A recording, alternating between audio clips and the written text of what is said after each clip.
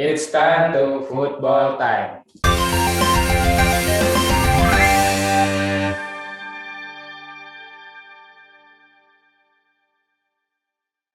Bersama saya Evan Fajar dan juga ada rekan saya Adi Manggala Saputro. Nah, kali ini Football Time akan membahas tentang timnas Indonesia ya Mas, skuad Garuda atau skuad Merah Putih. Karena baru saja itu anak asuh dari Sintayong itu berhadapan dengan timnas Taiwan. Nah, karena baru saja ini Mas, anak asuh dari Sintayong itu menghadapi timnas Taiwan dalam laga playoff kualifikasi Piala Asia 2023 yang digelar di Stadion Cheng Arena di Thailand ya. Ini juga markas dari Buriram.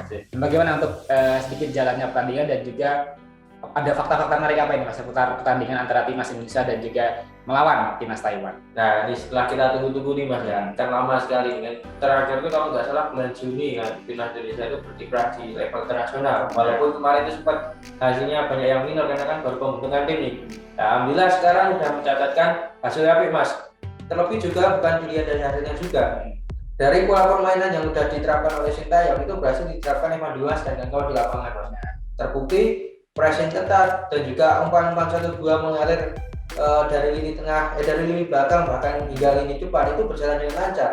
Terutama kalau Mas Iwan lihat gol kedua dari timnas Indonesia dijalankan Evan Dimas. Ini ngomong-ngomong berapa skornya? Oh iya, siapa saja yang mencetak gol ini? Nah, skornya kemarin itu berhasil dimenangkan oleh timnas Indonesia dengan membuka 2 gol atau 2-1 nih kontra Taiwan. 2 gol timnas Indonesia dijalankan oleh Ramai Rumaki. Nah, ini pemain debutan Dimas di menit ke-16 dan juga Evan Dimas di menit ke-50. Nah, tapi sayang ya Mas. Nah, dibalas 1 gol di menit 90 plus berapa kemarin tuh. Itu Hang Ping-Su. Nah, itu sayang sekali nih diperkecil karena kan ada leg kedua kan Mas. Nah, itu Mas yang menjadi persoalan nanti karena ini juga merupakan 2 leg ya. Berarti membutuhkan 2 kemenangan lah istilahnya untuk bisa lolos ke babak kualifikasi Piala Asia 2020. Karena yang dilihat agregat itu sudah. Kalau kita lihat nih Mas, dari fakta menarik yang ada nih, ini sebenarnya ini pola permainan timnas itu sudah bagus banget kan. Bola mengalir dari lini belakang ke depan itu sangat cepat dan juga pressing-pressingnya ketat. Terbukti di 2 gol awal nih Mas, ya kan, di 2 gol timnas Indonesia. Pertama itu gol yang dicetak Rumaki itu berawal dari umpan crossing dari Miftah Sani Mas. Miftah Anwar Sani. Itu juga debutan ya Mas. Debutan semua. Yang assist debutan, yang mencetakkan gol juga debutan.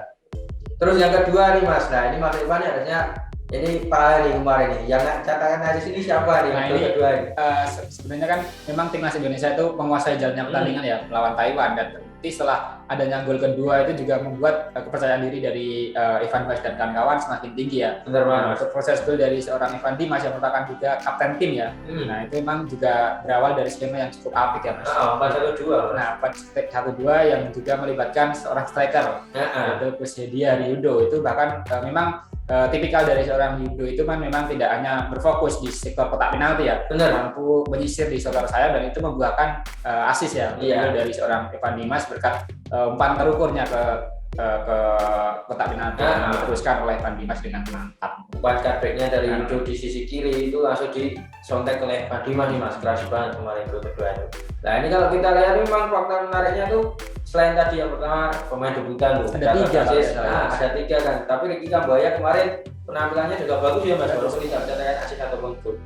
Miftah Sani dan Ramai Rumaki tadi mencetakkan gol dan assist, dan yang kedua adalah proses umpan 1-2 yang bagus nih Mas di gol kedua, dan yang ketiga itu terkait dengan itu Mas. Ini Mas, bomber timnas Indonesia ini kan kalau kita lihat nih Mas, ya kan itu kan tidak ada pemain-pemain berpengalaman. Itu masing-masing jadi persoalan untuk bisa menemukan siapa pemain yang tepat. Kemarin yang dimaksudkan juga Kusyedia Ryudo, bukan seorang tipikal bomber atau goal getter mulita. Itu kira-kira penjelasannya gimana nih Mas? Tapi memang sebenarnya kalau melihat dari skema seorang Sintayong Mas, itu memang jarang sekali memakai seorang target man ya di penyerangan, karena terbukti di saat ini saja di kualifikasi itu hanya memanggil pemain-pemain yang memang memiliki mobilitas yang tinggi di sektor penyerangan, seperti tadi ada Yudo dan juga ada Didik Setiawan, itu juga memiliki pemain yang tidak hanya berfokus di kotak penalti. Nah, mungkin cuma satu nih Mas, ada Taufik Hidayat nih. Tapi kalau Taufik Hidayat kan mungkin lebih dilihat dari segi usia juga Mas. Nah itu kalau kita kaitkan nih Mas dengan kemarin itu, ada nggak di satu sosok yang sebenarnya itu mumpuni dipanggil timnas yang saat ini gagal tapi malah nggak dipanggil, terutama di sektor bomber ada Mas? Itu memang timnas Indonesia itu memang setelah Christian Gonzalez ya, itu sedikit kehilangan para striker atau gacornya ya. Sempat veto kemarin. Nah, gitu pencapaian. Tapi karena naturalisasi juga itu juga sempat hanya sebentar ya Mas. Karena apa itu Mas? Karena faktor usia juga kan, sudah. Usianya udah 40 tahun. Nah, dan juga ada nama seperti Ilyas Farsidevic, itu juga pemain naturalisasi yang saat ini di Liga 1 juga sedang gacor-gacornya ya. Benar banget. Nah, mungkin juga karena faktor usia lagi ya Mas, yang membuat Sintayong untuk berpikir ulang gitu. Karena kalau kita lihat Sintayong juga mengutamakan fisik ini, fisik benar-benar prima banget nih kan. Nah makanya itu pemain-pemain kalau kita lihat malah rata-rata pemain timnas itu tidak ada yang jarak atau mungkin ada tapi nggak mayoritas pemain yang berusia 30 ke atas nih Mas. Mungkin kalau kita lihat itu kalau kita telisik lebih lanjut itu mungkin ada satu nama nih Victor Kunivo mungkin ya, di atas senior ya. Paling senior kan. Tapi kalau kita lihat dari rata-rata pemain timnas Indonesia itu usianya di antara kisaran 20 masih benar. Berarti ini masih layak untuk masuk ke U23 ya. Nah, ini masuk U23 ini Sintayong ini gemar seperti ini, Pak. Mungkin jangka panjang nanti setelah benar langsung masuk ke senior. Nah, karena pemikiran dari Sintayong tadi itu ya Mas, jangka panjang tersebut. Jadi mungkin striker-striker yang udah senior ini mungkin membutuhkan kapasitas yang lebih lagi untuk meyakinkan Sintayong ini untuk dipanggil ke timnas Indonesia. Nah, ini tapi juga ada kabar buruk ya Mas. Gimana nih Mas? Mengenai 2 pemain dari timnas Indonesia yang harus ditarik keluar karena mengalami persoalan cedera, yaitu adalah sama-sama pemain yang sedang debut sebenarnya dan sedang menampilkan performa terbaik, yaitu adalah di Ramai Rumakik dan juga Ricky Kambuaya. Benar, dua Papua. Kalau Ricky Kambuaya kita lihat ini kan penampilannya gacor banget di Persebaya, ada catatan 3 gol kan, pada posisinya di sektor tengah kan gelandang.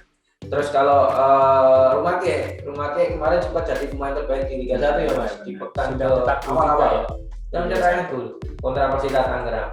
Nah itu memang cukup disayangkan nih, tapi mudah-mudahan nanti di tanggal berapa Mas, leg kedua Mas? Nah setelah ini kan ada menghadapi leg kedua ya, masih sama dengan Taiwan, itu akan digelar pada tanggal 11 Oktober 2021. Tepatnya masih sama tentunya Mas.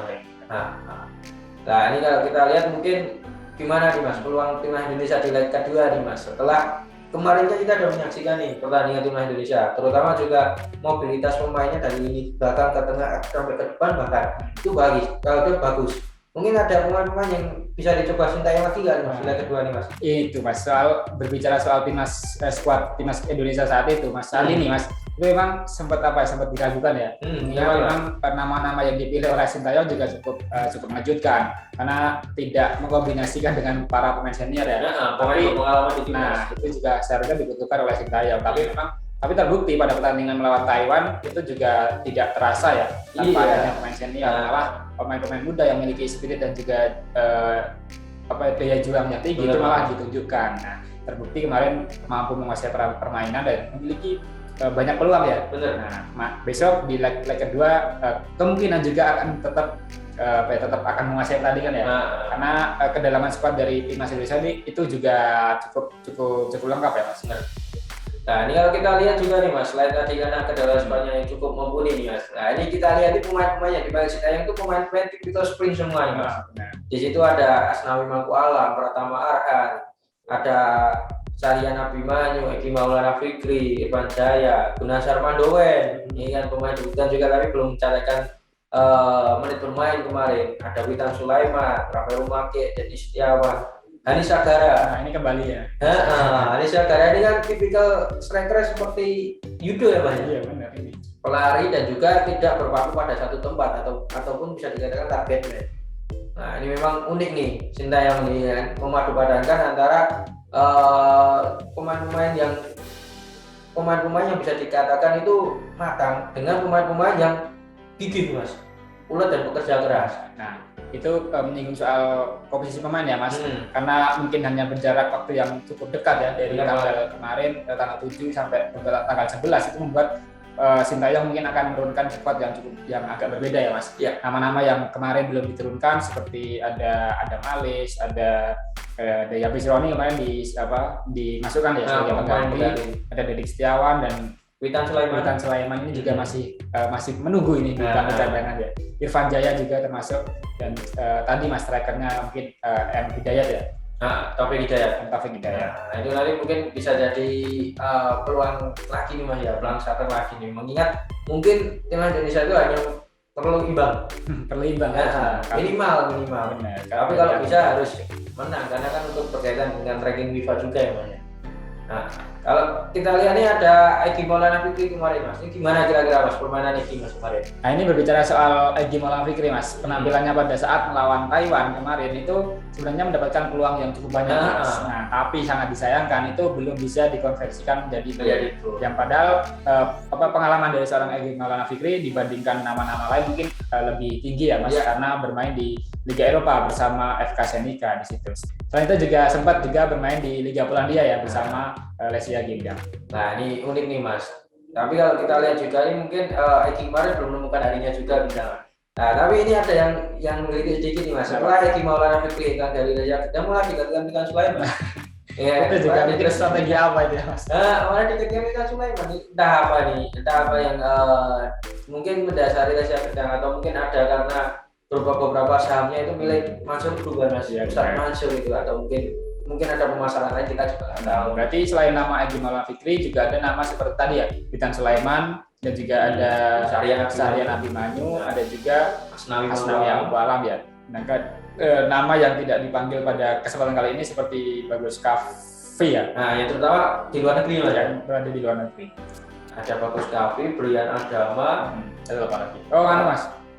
Berarti terhitung ada 4 pemain ya Mas, pemain yang berkompetisi di luar negeri yang dipanggil oleh Sintayong, tapi di lain sisi itu ada sebenarnya juga masih ada potensi-potensi yang bermain di generasi muda yang bermain di luar negeri, seperti ada Bagus Kafi, ada juga Sadil Ramdhani. Sadil Ramdhani katanya sempat dipanggil tapi mengalami cedera ya Mas. Diganti Rizky Ridho. Nah, digantikan Rizky Ridho. Terus ada siapa lagi Mas? Ada Brian Adama juga, terus ada Nathaniel Seringo, ini kemarin mencuri perhatian Mas bersama klub Liga Malaysia. Nah, itu kemarin Gajar juga nih belum dipanggil oleh Sintayong. Nah, satu lagi tadi Mas ketinggalan. Riji Utomo ya, itu bermain di Liga Malaysia ya. Bersama Penang FK. Tapi statusnya masih pemain pinjaman. Main di Malaysia. Kemarin belum diturunkan. Ini mungkin pada leg kedua nanti Mas. Di luar dugaan kan Mas, Sultan Boniko malah duanya dengan Parudin kan. Kira kita kan prediksi banyak pihak kan Riji dengan ada pengalaman Eropanya. Nah, itu tadi terkait dengan itu Mas, terkait dengan fakta menarik dan juga hasil timnas Indonesia nih akhirnya berhasil menang. Nah, ini kalau update terakhir ranking FIFA Mas, itu timnas Indonesia itu bisa upgrade hingga 169 kembali ke tempat asalnya dari 177 ya. Nah, itu tambah 14 poin ke atas. Jadi alhamdulillah timnas Indonesia berkat menang dengan Taiwan itu 169 sekarang, dan ditargetkan mudah-mudahan nanti bersama Sintayong bisa menembus 144 dulu Mas. Seperti posisi terbaik ya. Posisi terbaik sementara ini. Karena kan mungkin kalau update lagi ke atas harus pelan-pelan dulu ini ya. Karena benar-benar dari bawah kemarin 177 dari 200 sekian ya peserta dari FIFA. Nah, kita dukung lagi Mas, kita saksikan lagi nanti di leg kedua ya. Depan Thailand. Diulang lagi Mas, berapa berarti Mas? Tanggal berapa? Oke, untuk laga leg kedua itu akan digelar di stadion yang sama, masih di Thailand, di stadion Seng Arena ya. Nah, itu akan digelar pada tanggal 11 Oktober 2021 gitu. Nah, mungkin untuk untuk peluang masih dari timnas Indonesia itu mungkin hanya cukup hasil imbang ya. Entah itu skor berapa tapi yang penting imbang. Tapi untuk lolos dengan meyakinkan. Nah, dengan dan juga update ranking. Nah, itu tadi selain untuk bisa lolos tapi juga untuk mengupdate ranking di FIFA. Mudah-mudahan kita berikan doa yang terbaik untuk timnas Indonesia nih Mas. Untuk skuad asuhan Sintayong, Evan Dimas dan kawan-kawan. Setelah ini juga perjalanan timnas Indonesia masih cukup jauh Mas. Untuk bisa menuju ke Piala Asia 2023 juga masih akan melalui babak kualifikasi ya. Ini kan masih playoff ya. Dan mungkin lawannya lebih berat. Dan terjaga juga jangan lupa Mas, ada turnamen Piala AFF. Iya kan, Suzuki Cup ini biasanya turnamen antara negara Asia Tenggara di bulan Desember. Akhir tahun Mas. Akhir tahun. Oke, mungkin itu saja yang dapat kita sampaikan pada edisi Football Time kali ini dengan edisi spesial timnas Indonesia. Kita tutup edisi Football Time kali ini dengan salam Football Time. Terima kasih sudah nonton. Jangan lupa like, subscribe, dan share ya.